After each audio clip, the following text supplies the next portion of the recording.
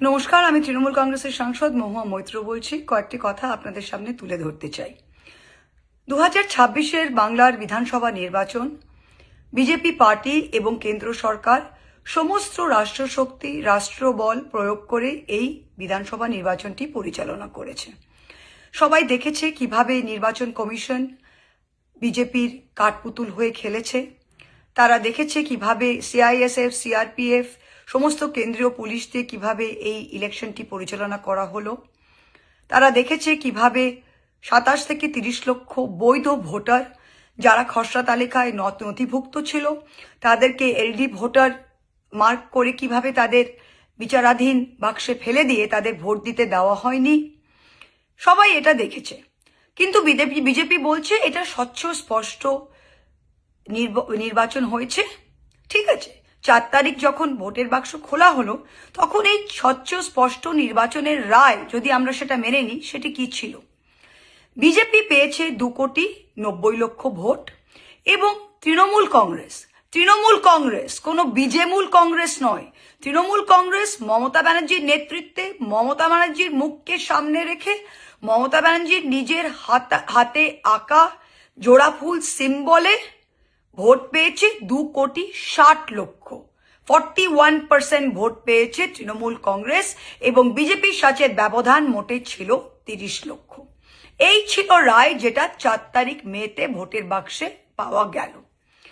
তাই যত এমএলএ জিতেছে তৃণমূল কংগ্রেসে, যেই 80টা এমএলএ যারা জিতেছে তারা তো নির্বাচনে লড়েছিল মমতা ব্যানার্জির সিম্বল নিয়ে, তারা তো লড়েছিল মমতা ব্যানার্জির নেতৃত্বে, তারা তো বিজেমূল কংগ্রেসের লড়েনি।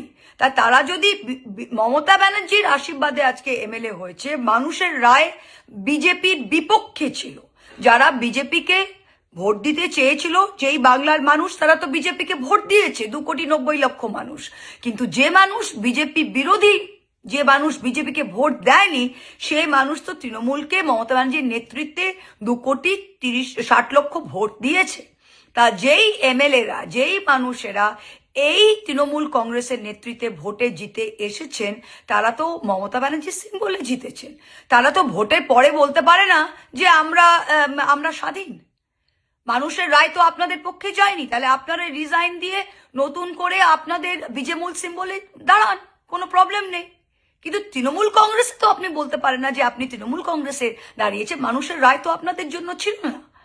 আর বাংলায় এমন কোনো এত বড় হনুমান এখনো জন্ম নেয়নি যে বলতে পারে যে বিজেপি বিরোধী যে ভোটটা 2,60,00,000 ভোট, সেটা মমতা ব্যানার্জির মুখ দেখে হয়নি, সেগুলো আমাদের দেখে হয়েছিল।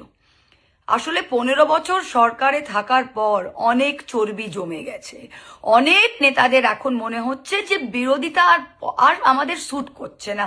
কে বিরোধী থাকবে, কে এখন পুলিশের সাথে লড়াই করতে হবে, বিডিও আমার কথা শুনবে না, ওসি আমার কথা শুনবে না, কেন এই ঝামেলায় যাব?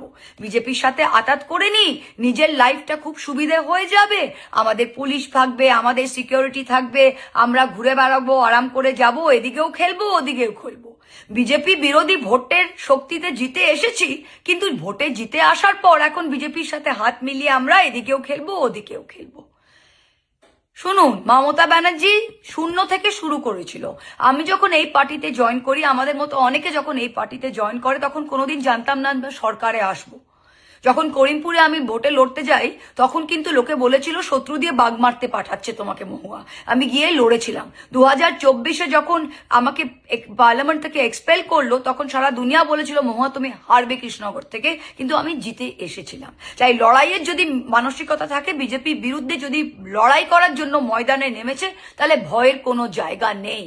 এখন সব নেতারা নিজের স্বার্থপরতার জন্য, এটা কেউ মানুষের জন্য ভাবছে না।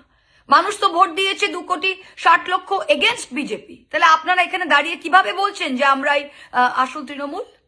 আসল তৃণমূল তো বিজেপি বিরোধী। কিভাবে সেটা হয়? আপনারা এখন নিজেকে ইডি থেকে বাঁচাবেন, নিজেকে সিবিআই থেকে বাঁচাবেন, নিজের সিকিউরিটি নিয়ে ঘুরতে চান, নিজের সুবিধা করে কাজ করতে চান। সবাই ভয় পেয়ে গেলে কিভাবে হবে? জো ডর গিয়া সমঝো মর গিয়া। তা যারা এখন ডরতে চান নিজের সুবিধার জন্য, দরজা খোলা যান। যারা কর্মীরা ফোন করছে, কর্মীরা বলছে নেতাদের কি হচ্ছে, আমি একটাই কথা কর্মীদের কাছে বলতে চাই, এই দল তৃণমূল কংগ্রেস দল কর্মীদের দল, মমতা ব্যানার্জির নেতৃত্বে এটা কর্মীদের দল।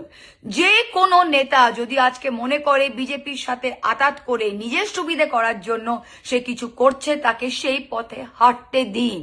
আমাদের ভালোবাসা, আমাদের আশীর্বাদ আপনাদের কাছে আছে, আপনাদের যা করার করে নিন। কিন্তু আমরা মমতা ব্যানার্জির সাথে আছি, আমরা বিজেপির বিরুদ্ধে লড়তে এসেছি এবং বিজেপির শেষ থেকেই ছাড়বো। তাই কর্মীদের বলছি, আপনারা একদম উদ্বিগ্ন হবেন না। মমতাদি রয়েছে, আমরা রয়েছি, আমরা বিজেপি বিরোধী শক্তি, আমরা বিজেপি বিরোধী শক্তি থাকবো। যে যাবে যান, আরো যদি কারো যাবার থাকে তারাও যান।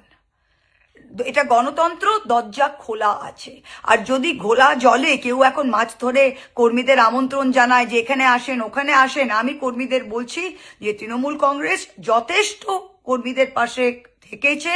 আমরা একসাথে লড়াইটা দিয়েছি, আমরা অনেক জয়লাভ করেছি এবং আগামী দিনেও আমরা ঠিক জায়গায় পৌঁছে যাব। আপনারা ঠিক থাকেন, আপনারা সাথে থাকেন। মমতা ব্যানার্জি, আমরা সবাই আছি।